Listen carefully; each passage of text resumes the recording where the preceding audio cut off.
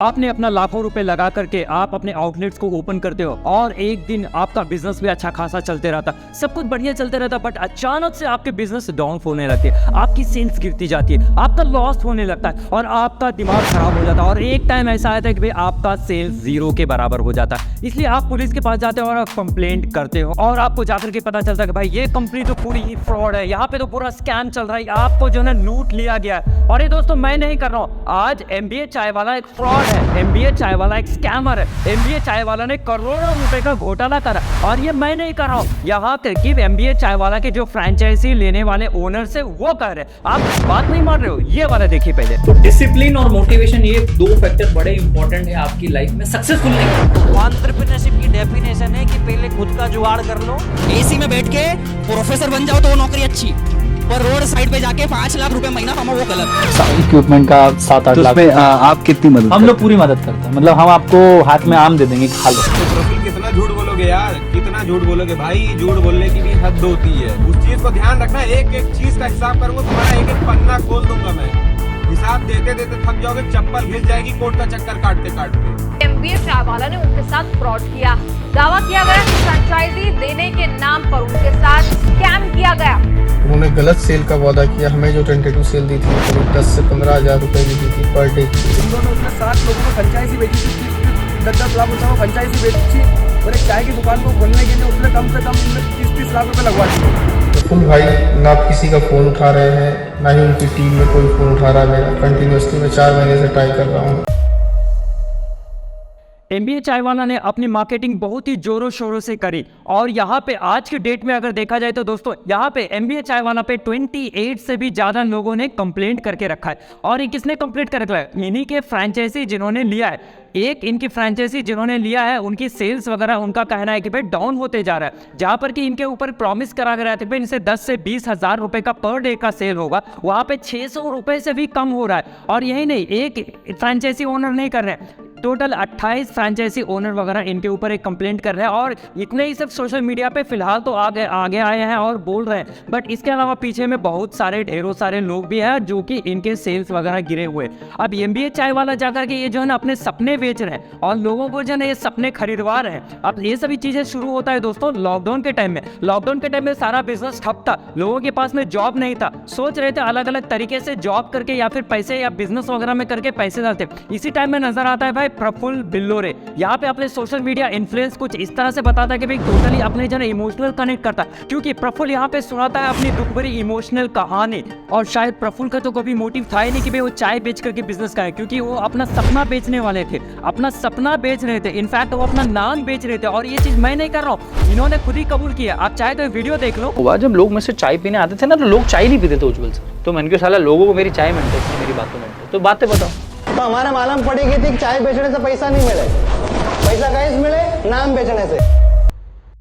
ये बताते हैं कैसे अपने मिडिल क्लास फैमिली से ये बढ़कर के सामने आए, कैसे ये करोड़ों रुपए की कंपनी खड़ा कर दी और लोगों के मन में दिमाग में ये अपने इन्फ्लुएंस डालता है कि भाई ये गरीब घर से है और यहाँ तक पहुँच पाए। और लोगों के दिमाग में यही चीज़ें चलने पड़ता है, क्योंकि लॉकडाउन के टाइम में लोगों के पास में कुछ काम नहीं था, इनकम का जरिया खत्म हो रखा था। तभी प्रफुल्ल बिल्लोरे को देख करके समझ में आता है कि भाई हाँ भाई हम तो इसके जैसे बिजनेस खड़ा ही नहीं कर सकते, इसके बदले हम इसके फ्रेंचाइजीज को खरीद कर लेते हैं, क्योंकि इनका पूरा बूम चल रहा है, नाम चल रहा है और इसके नाम पे ढेरों सारे बिजनेस भी चला जाता है। अब इसी तरह का मार्केटिंग लोगों भी करते हैं जो कि इनके MBA चाय वाला की मार्केटिंग टीम है। डेफिनेटली कोई भी प्रोडक्ट को जब आप सेल करते हो तो आप डेफिनेटली बढ़ा चढ़ा के बोलते हो। यही चीज़ें फ्रेंचाइजी ओनर का भी कहना है कि इनसे वादा किया गया था भाई दिन का 10,000 का सेल होगा, 20,000 का सेल होगा, और सब लोगों ने यही सोचा कि जो भी ये पैसे डाल रहा है पिछले अगले 6 महीने या 1 साल के अंदर में प्रॉफिट कमा लेंगे और उसके बाद में ढेरों सारे जो भी आएगा सिर्फ प्रॉफिट ही प्रॉफिट आएगा, क्योंकि ये पूरे ट्रेंड में थे। और उस टाइम के अगर देखा जाए तो भाई प्रफुल्ल के व्यूज़ वगैरह जो है मिलियंस में आते थे, तो ढेरों सारे ऐसे लोग थे कि इन्फ्लुएंस हो गया और यहाँ पे अपना पैसा डाले। अब चीज़ों को समझने के पहले हमें समझना पड़ेगा कि MBA चाय वाला का पूरा बिजनेस मॉडल कैसे काम करता है। ये 3 तरह के अपने फ्रेंचाइजी बिजनेस देते हैं। एक हो जाता है कियोस्क मॉडल, जिसमें कि 150 स्क्वायर फुट का एक छोटी सी टपरी जैसे लगा सकते हो। दूसरा आ जाता है डाइनिंग मॉडल, यहाँ पे 300 से 400 फीट की आपका जगह पे जो है पूरा चीज़ें बना देते हैं। फाइनली वाला आ जाता है दोस्तों लॉन्च मॉडल, जहां पर कि 500 से 800 फीट की स्क्वायर फीट की जगह पे जो है ये पूरा सेटअप करते हैं। अब प्रफुल्ल का कहना है कि भाई 30 लाख लेते हैं ये अपने फ्रेंचाइजी बेचने के लिए। यहाँ पे 10 लाख रुपए हो जाता है नेम, जो कि MBA चाय वाला का नाम यूज़ करेंगे। बाकी पैसे जो बच जाता है वो उसमें इक्विपमेंट, उसको रॉ मटेरियल और जो फ्लेवर्स वगैरह जो सप्लाई करते हैं, ये सब चीज़ों देने के लिए जो कॉस्ट इनकर पड़ता है। और इसके अलावा दोस्तों यहाँ पे मार्केटिंग वगैरह तो बोलते हैं कि भाई MBA चाय वाला खुद ही कर लेंगे, तो मार्केटिंग आपको करने की जरूरत है। जो भी हम करेंगे हमारी तरफ से मार्केटिंग करेंगे और आपका बिजनेस एकदम पूरी तरह से रॉकेट की स्पीड में जाएगा। और यही चीज़ें सोच करके लोग इसको खरीद भी लेते हैं। अब एक चीज़ हमें समझने की जरूरत है भाई, क्या आप 30 लाख रुपए दे करके एक चाय की दुकान खोलना चाहते हो? रियलिटी क्योंकि यही है, क्योंकि यहाँ पे देखो प्रॉब्लम क्या है, प्रॉब्लम क्योंकि इनके बिजनेस मॉडल में है, क्योंकि प्रॉब्लम यहाँ की जनता में है। अब यहाँ पे देखो सभी जो स्टारबक्स की तरह बिजनेस तो कर नहीं सकते। स्टारबक्स डेफिनेटली जो है सेलिब्रिटीज को फोकस करता है, इसलिए भाई वहाँ की एक कॉफी भी जाकर के आपको 250 से 400 रुपए की मिलती है। अब यही चीज़ जाकर के MBA चाय वाला ने सोची होगी भाई क्यों ना हम इंडियन ब्रांड बना करके एक स्टारबक्स को टक्कर लेते। इसी तरह से इन्होंने प्रीमियम सेगमेंट की तरह मार्केटिंग करने लगे। बट इन्होंने ये नहीं सोचा कि जिस तरह से ये इन्फ्लुएंस कर रहे हैं, यहाँ पे जो है लोअर मिडिल क्लास के लोग इन्फ्लुएंस हो रहे हैं, गाँव देहाड़ में वगैरह रहने वाले लोग इन्फ्लुएंस हो रहे हैं। क्योंकि स्टोरी कुछ ऐसी थी, यहाँ पे मिडिल क्लास से बनकर के एक करोड़पति बने, तो इसीलिए जो है बच्चे छोटे छोटे कॉलेज के लोग, छोटे छोटे इंसान जिनकी ज़्यादा इनकमिंग नहीं रहती है, ज़्यादा परचेसिंग पावर नहीं, तो वो लोग देख करके इन्फ्लुएंस हुए। और इनकी ज़्यादातर जो है ना फ्रेंचाइजीज वगैरह जो है Tier 2 Tier 3 जगह पे हुए। यही अगर स्टारबक्स की देखा जाए तो भाई बड़े बड़े Tier 1 सिटी, मेट्रोपॉलिटन सिटी में होता है, तो वहाँ पे आप इसको कंपेयर नहीं कर सकते। और सिंस इनकी Tier 2 Tier 3 की ऑडियंस होने की वजह से जो है MBA चाय वाला के जो आउटलेट पे जो लोग भी जाते थे, यहाँ पे चाय का प्राइस देते थे भाई 80 रुपये, 70 रुपये, 90 रुपये। जो लोग भाई 10 रुपये की चाय पी करके अपने दिन गुजारा करते हैं, वो अब 80-90 रुपए दे करके चाय क्यों पीने वाला है? जब इनका ट्रेंड चल रहा था भाई डेफिनेटली लोग वगैरह जा रहे थे, बट हर चीज ट्रेंड पे चीजें चलता नहीं, बिजनेस पूरा ट्रेंड पे चलता नहीं। तो ये जब नॉर्मल स्थिति में आए, लोग अपने बिजी हो गए अपने काम में, लॉकडाउन वगैरह खत्म हुआ, उसके बाद में जब बिजनेस नॉर्मल स्केल पे आए, अब लोग यहाँ पे देख करके समझने लगे कि भाई यहाँ पे क्या ही मिलता है, चाय मिलता है, क्योंकि यहाँ पे ज्यादा फ्लेवर भी नहीं थे। अब बहुत सारे ओनर्स का ये कहना है कि सिर्फ 3 तरह की फ्लेवर ही दिया गया था। अब देखो 3-4 तरह का फ्लेवर कोई भी बना सकता है, ऐसा कोई बड़ी रॉकेट साइंस नहीं है चाय बनाना। यहाँ पे चीनी चाय और अदरक का खेल होता है, जो कि मसाला डाल करके बनाया जाता है। ऑफकोर्स कुछ लोग जो है बेहतरीन चाय बना लेते हैं, बट यहाँ पे अगर देखा जाए तो भाई कॉस्टिंग, क्योंकि इंडिया का जो चाय पीने वाली मार्केटिंग है सबसे बड़ा कॉस्ट देखती है, क्योंकि चाय जो है ना रोजाना कंज्यूम करा जाता है। यहाँ पे अगर जो है 10 रुपये की चाय को अगर 50 रुपये में बेचोगे तो नहीं बिकने वाला। बट यहाँ MBA चाय वाला के आउटलेट पे जाकर के 80 रुपये, 90 रुपये, 150 रुपये की चाय बेच रहे थे। और इन सभी रीजन की वजह से जो है ना इनका चाय का बिजनेस चला नहीं, सेल्स वगैरह उतना हुआ नहीं। और पिछले 1 साल से 1.5 साल से 6 महीने से जो भी लोग इनके ऊपर पैसा डाल के रखे थे, सबका दिमाग खराब हो गया भाई। जब बिजनेस चलेगा ही नहीं, बिजनेस पे सेल होगा ही नहीं, जब प्रॉफिट आएगा ही नहीं, आप हो या मैं हूँ, कोई भी अगर 30 लाख डाल करके बैठा होगा तो भाई वो डेफिनेटली पुलिस कंप्लेंट कराएगा। यही जाकर के हुआ, पुलिस कंप्लेंट किए और ढेरों सारे चीजें वगैरह काम किए। अब यहीं पे सवाल आता है दोस्तों, क्या इनको अब इनका पैसा मिल जाएगा? क्या MBA चाय वाला सबका पैसा रिटर्न करेंगे? बहुत सारे लोगों ने, ओनर ने ये भी कहा भाई हमने 30 लाख दिया है, ठीक है छोड़ो, आप हमें सिर्फ 5 लाख ले लो, अपना दुकान क्लोज कर लो। तो तब पर भी यहाँ पे कुछ भी जवाब नहीं आया, क्योंकि देखो MBA चाय वाला जब भी अपना फ्रेंचाइजी बेचते हैं तो ढेरों सारे पेपर वर्क्स कराते हैं, और उन सभी पेपर वर्क्स में हजारों तरह के टर्म्स एंड कंडीशन वगैरह लिखे रहते हैं। कोई भी लोग जो है ना साइकोलॉजिकली बिजनेस में करते हैं तो भाई यही नुकसान होता है, क्योंकि आपको और हमें इन सभी चीज़ों से सीखना होगा भाई कुछ भी चीज़ें इमोशनली डिसीजन नहीं लेना चाहिए, हमें प्रैक्टिकल लॉजिकल चीज़ों को सोचना चाहिए।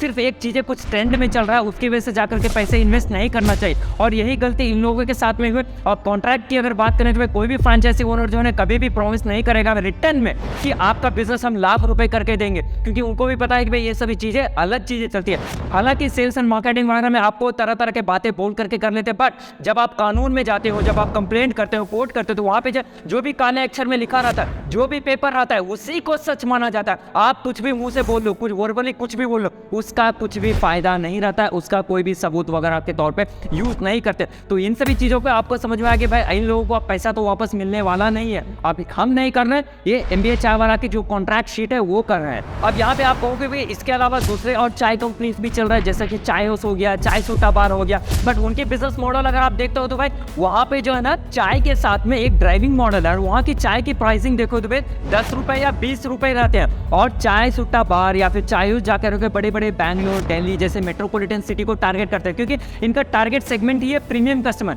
बट यही चाय वाला जाकर के टियर 2 टियर 3 सिटी में अपने जगह ऑडियंस को टारगेट कर रहा था, जो ऑडियंस है middle class, lower middle class family, जो कि 10 रुपये की टपरी वाली चाय पीना पसंद करते हैं। उनको कॉस्ट से बहुत ज़्यादा फर्क पड़ता है और कोई भी 50-100 रुपये नहीं देने वाला है। और एक चीज़ बात है, चाय सुट्टा बार या फिर चायोस को जाकर देखा जाए तो चाय की प्राइसिंग बहुत कम करके अपने ऑडियंस को लेके आते हैं, बेसिकली कस्टमर्स को लेके आते हैं, और वहाँ पे ढेरों सारे और भी प्रोडक्ट को सेल करते हैं। बिस्किट्स हो गया, अलग से स्नैक्स हो गया, उनसे वो प्रॉफिट कमाते हैं। बट यहीं पे MBA चाय वाला जाकर के इनका सिर्फ चाय का बिजनेस है। तो भाई 100 रुपये दे करके कौन चाय पीने वाला है? आप चाय पीने वाले हो? नीचे कमेंट करके जरूर बताना दोस्तों। और इन सभी की चीज में दोस्तों ढेरों सारे MBA चाय वाला के स्टोर्स आज के टाइम में क्लोज हो चुका है। ढेरों सारे ऐसे वीडियोस आ रही है जो कि ओनर्स वगैरह अब सोशल मीडिया पे गुहार लगा रहे हैं कि भाई इनका 30 लाख 40 लाख रुपए का लॉस हो गया। क्योंकि देखो, जब कोई बंदा 30 लाख डालता है तो उतना ही खर्च नहीं होता, बिहाइंड द सीन उसको जगह का रेंट भी भरना पड़ता है। 25 से 50 हज़ार रुपए का रेंट रहता है। अब 4-5 लोगों को उनको नौकरी पे रखने के लिए उनकी भी सैलरी रहती है, एटलीस्ट मिनिमम 10,000 की तो सैलरी देते हैं। उसके अलावा जो भी इक्विपमेंट रहता है, साफ सफाई, ढेरों सारे अलग अलग खर्चे हैं। उसके अलावा टेंशन अलग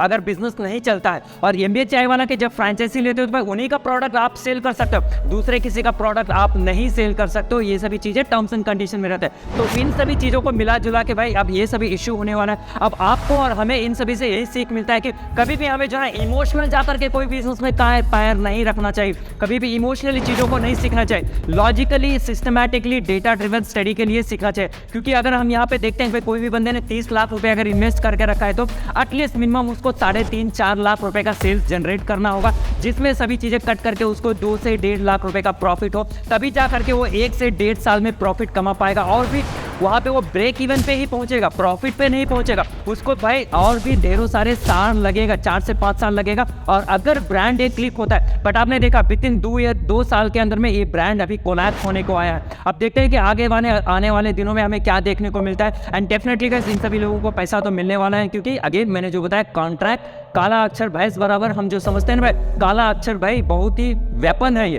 तो आपको कानूनी तरीके से हमेशा चीज़ों को देख लेना चाहिए। तो आई एम श्योर, उम्मीद करता हूँ कि वीडियो आपको अच्छा लगा होगा। वीडियो अच्छा लगा तो मैं नीचे सब्सक्राइब कर देना, वीडियो को लाइक करके अपने जो भी सजेशन रहता है वो भी जरूर बता देना। और भी कोई पॉइंट्स मैंने मिस कर दिया तो कमेंट बॉक्स में जरूर बताना। और गाइस, मैंने पाकिस्तान के ऊपर ड्रीम 11 के ऊपर भी ज़बरदस्त वाली वीडियो बनाई है, यहाँ पे आपको दिख रही होगी, उसको जा करके क्लिक करके जरूर देखना। एंड गाइस, आपको अगर ढेरों सारे पैसे भी कमाना है तो भाई जुपिटर अकाउंट का नीचे डिस्क्रिप्शन में लिंक मिल जाएगा, जाओ रजिस्टर करो, रेफर करो और ढेरों सारे आप रेफरल बोनस भी कमा सकते हो। मैं मिलता हूँ अगली वीडियो, तब तक जय हिंद, जय भारत।